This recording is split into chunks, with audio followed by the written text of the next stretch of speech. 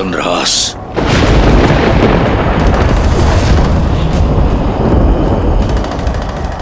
मृत्यु कब तुमसे आलिंगन कर लेगी जान नहीं पाओगे। मेरा चंद्रहास तुम्हें अपना आहार बनाएगा।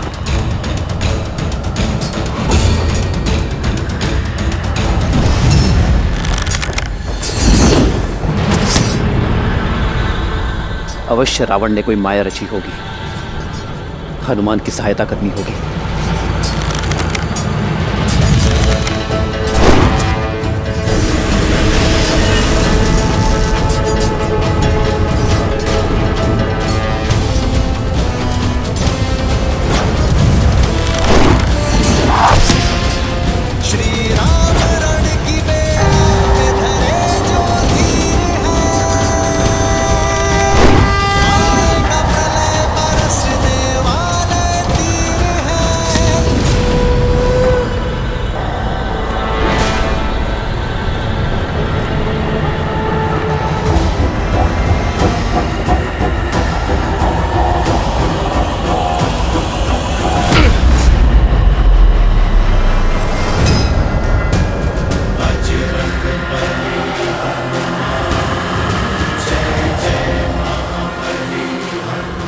अब तुम्हारी चपलता भी तुम्हें बचा नहीं सकती चंद्रहास से।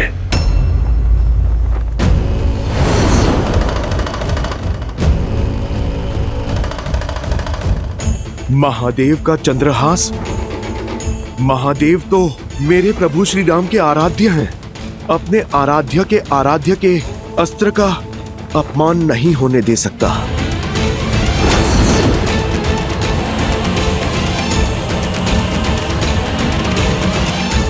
जय श्री राम, हर हर महादेव।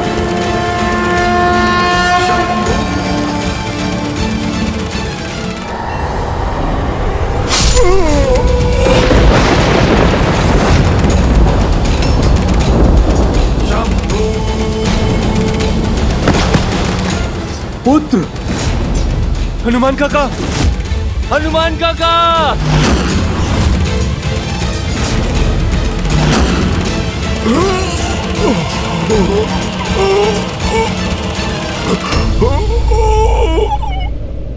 ये अनर्थ है महादेव। आपका अंश अवतार आपके ही चंद्रहास से कैसे परास्त हो सकता है? परास्त? संसार में भला ऐसा कौन है देवी जो वज्रांग बली हनुमान को परास्त कर सके? परास्त नहीं हुए अंजनी पुत्र, केवल मेरे चंद्रहास का सम्मान करते हुए उसका प्रत्युत्तर नहीं दिया। जानती हैं उन्होंने ऐसा क्यों किया?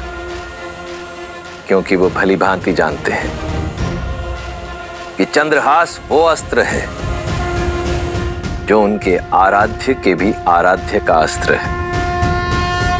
यही तो विशेषता है इन दोनों के संबंध की।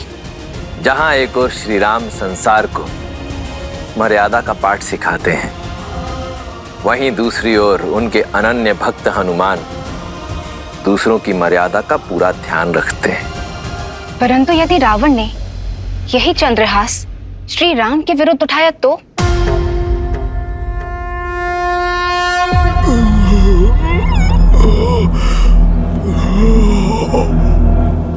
हनुमान जी!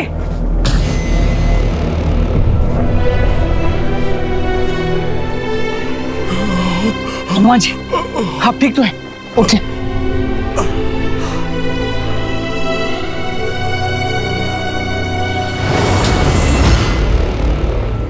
मैं ठीक हूं लक्ष्मण भैया।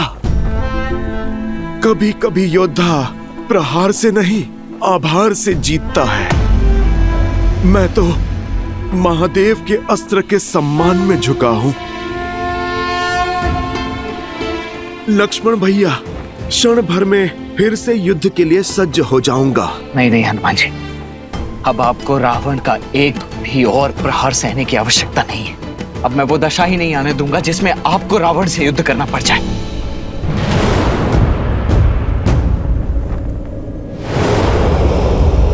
दशानन! दशानन! मैं दशरथ पुत्र लक्ष्मण तुम्हें द्वंद्व के लिए ललकारता हूं।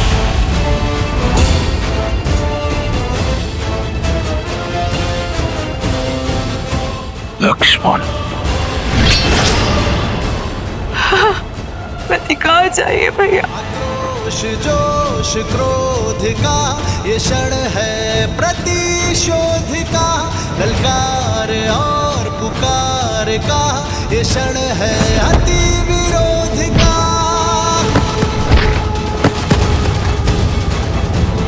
बढ़ रहा है जोश, बढ़ रहे हैं अब कदम। राम पर प्रहार से पहले इस लक्ष्मण से प्रतिकार लूंगा, शूर्पणखा का। लक्ष्मणो रावण सायक आर्तश चचाल चापम शिथिलं प्रक्रिय पुनश्च संजनं प्रतिलभ्य कृचार्च चिचेन चापम त्रिदश इंद्र शत्रोः। हर हर महादेव। जय श्री राम।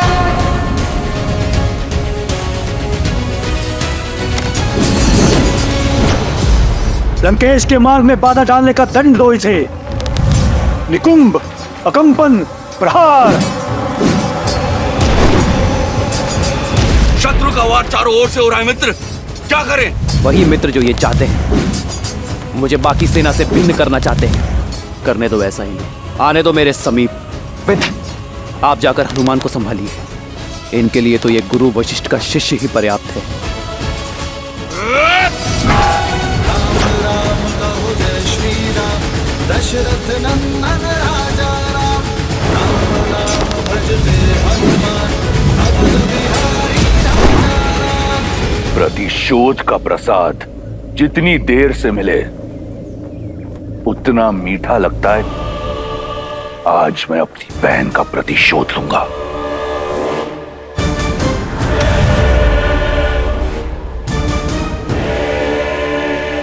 अपनी इस अधूरी इच्छा को तो मन में लिए ही संसार से जाओगे दशानन। चला जो पाठ चलाना है। किंतु मेरे वार से आज तुम्हें कोई बचा नहीं पाएगा।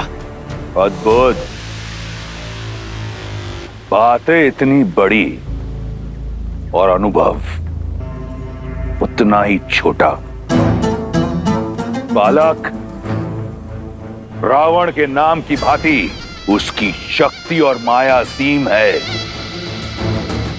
कैसे सामना करोगे रावण का? कदाचित रघुकुल की कीर्तियों का भान नहीं है तुम्हें रावण। स्मरण करा दो तुम्हें, माया को काटने का बहुत पुराना अनुभव है हम भाइयों को। स्मरण रहे, मैं शूर्पणखा नहीं, रावण हूं। एक अबला की नाक काटकर स्वयं को महाबली समझने वाले, आज मैं तुम्हें तुम्हारे सामर्थ्य का दर्पण दिखाऊंगा।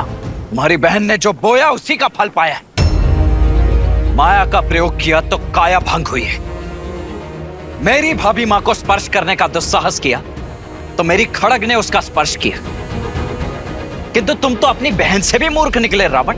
अपनी बहन के कुकृत्य से सीखने के स्थान पर तुमने उससे बड़ा दुष्कर्म कर दिया। तुम तो अपनी बहन से भी बड़े दंड के भागी हो रावण।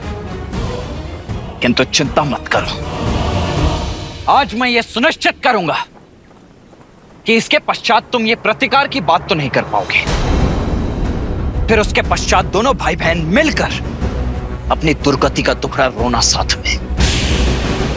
क्योंकि जो भी सीमा भंग करेगा उसे उसकी सीमा का स्मरण तो अवश्य कराएगा ही ये लक्ष्मण। सीमा तो तुमने लांघी है, मेरी बहन पर प्रहार करके, उसका अंग भंग करके। स्वयं को धर्मात्मा बताने वाले न्याय, नीति और धर्म की बात करते हैं। सत्य तो यह है कि तुम्हारा धर्म, तुम्हारा न्याय एक चोगा है तुम्हारी कायरता को छुपाने के लिए। आज ये रावण इस संसार से भ्रम को मुक्त करेगा कि रघुकुल अजय है। आज लंका के तट पर रघुकुल का सूर्यास्त होगा। मेरी बहन को न्याय मिलेगा, अवश्य मिलेगा। अद्भुत, क्या भाषण दिया है दशानन। अपनी प्रजा को भी ऐसे ही शब्दों से भ्रमित करके रखा हुआ है ना तुमने। तुम्हारी बहन के साथ अन्याय नहीं, न्याय ही किया था मैंने। स्त्री होने का अर्थ यह नहीं है कि उसके किए गए अपराधों को अनदेखा कर दिया जाए। उसे दंड मिला क्योंकि वो दंड की भागी थी। किंतु जो भी हो, तुम्हारी बुद्धि की तीव्रता के लिए आज सम्मान जाग गया है मेरे मन में।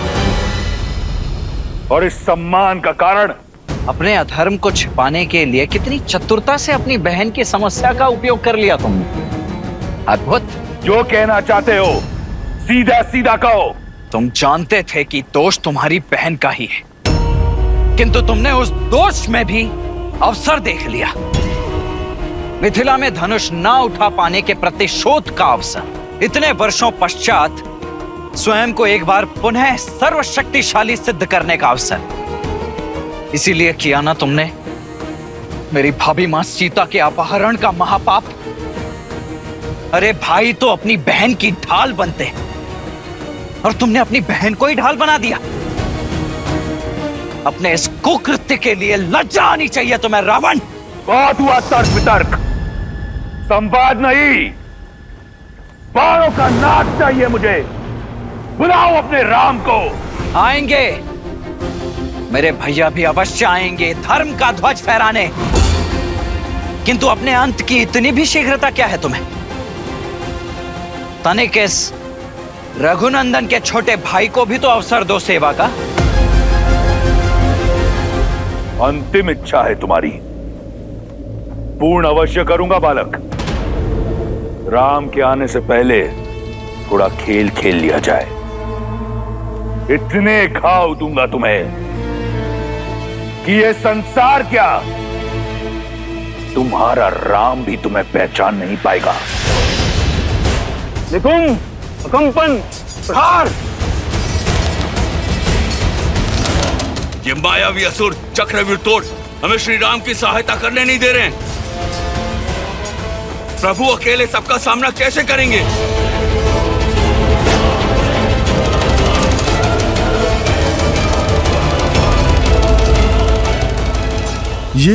ये प्रभु ने बाण चलाना क्यों रोक दिया?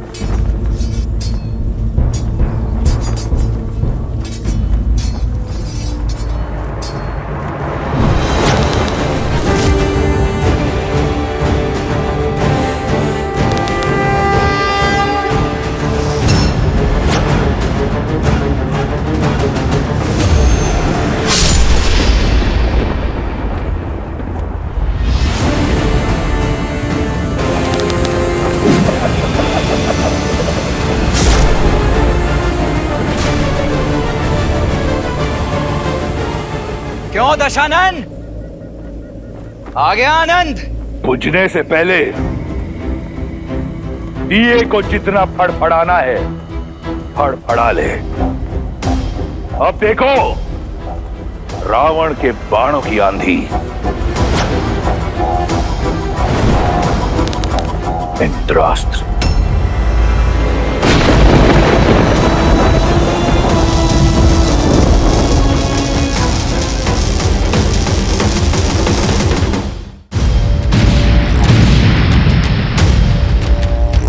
मान गया रघुकुल के रक्त को।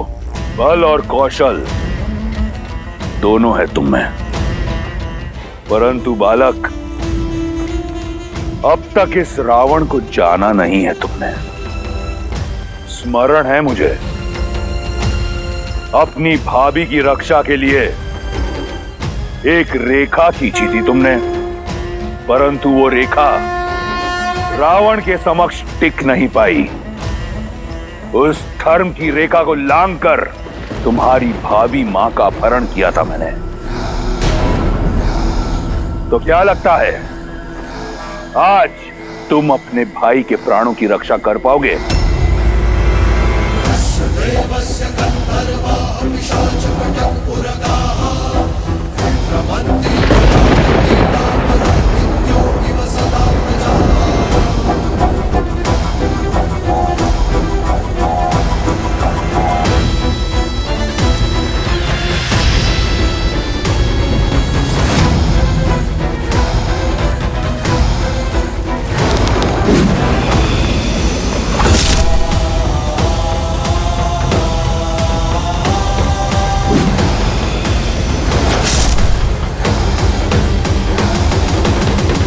अपनी भाभी का हरण रोक नहीं पाए, इस अपराध बोझ से पार नहीं पा सके, तो रावण से क्या पाओगे बालक?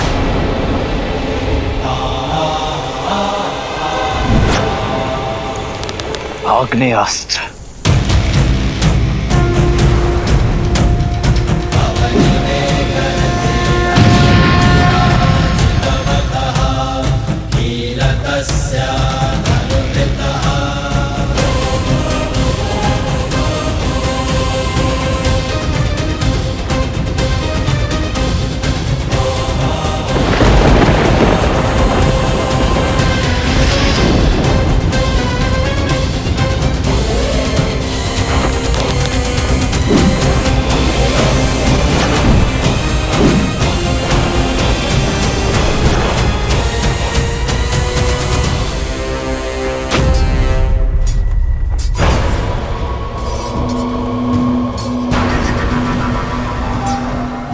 सेनापति प्रहस्त, हमें घायलों के उपचार के लिए अतिशीघ्र छावनी जाना होगा। नहीं कुंभ, यदि हम मर भी जाएं, तो भी हम पीछे नहीं हटेंगे।